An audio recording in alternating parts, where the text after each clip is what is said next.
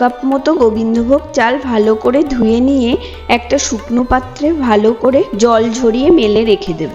তারপর খানিকটা ঘি গরম করে ওর মধ্যে 1 টেবিল চামচ পরিমাণ হলুদ মিশিয়ে চালের মধ্যে মাখিয়ে হলুদ বানিয়ে ফেলবো। তারপর আদা, কাঁচা লঙ্কা বাটা ও গরম মশলা গুঁড়ো মাখিয়ে নেব।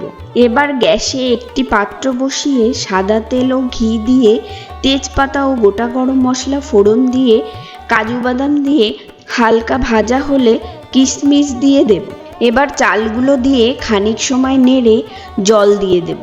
এখানে আমি বলে রাখি, আমি 2 কাপ চাল ব্যবহার করেছিলাম, তাই 4 কাপ পরিমাণ জল দিয়েছি।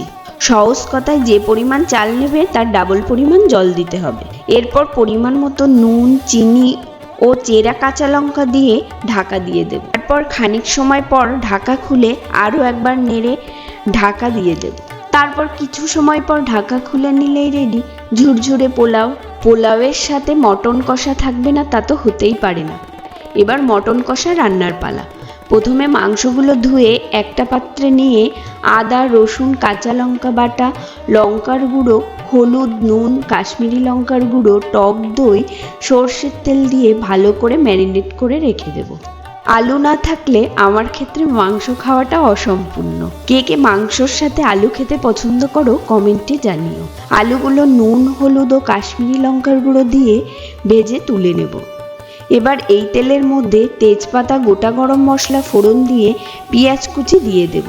এরপর অল্প একটু নুন দিয়ে ভাজা হলে আরও একটু আদা, রসুন ও কাঁচা লঙ্কা বাটা, নুন, হলুদ, লঙ্কার গুঁড়ো, ধনে গুঁড়ো, জিরে গুঁড়ো, গোলমরিচ গুঁড়ো দিয়ে খানিক সময় কষিয়ে নিয়ে ম্যারিনেট করা মটন দিয়ে দেব। এবার মিডিয়াম ফ্লেমে খানিক সময় কষিয়ে নুন দিয়ে নেড়ে ভেজে রাখা আলু দিয়ে দেব।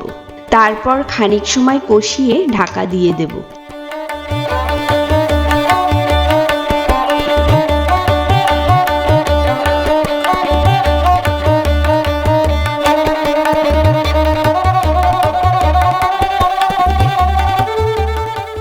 এবার ঢাকা খুলে কষানো মাংস, পরিমাণ মতো জল ও চেরা কাঁচা লঙ্কা প্রেসার কুকারের মধ্যে দিয়ে কয়েকটা সিটি দিয়ে নামিয়ে নেব।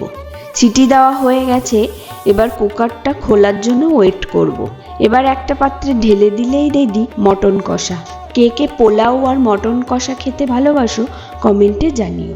সকলকে ভিডিওটা দেখার জন্য অসংখ্য ধন্যবাদ।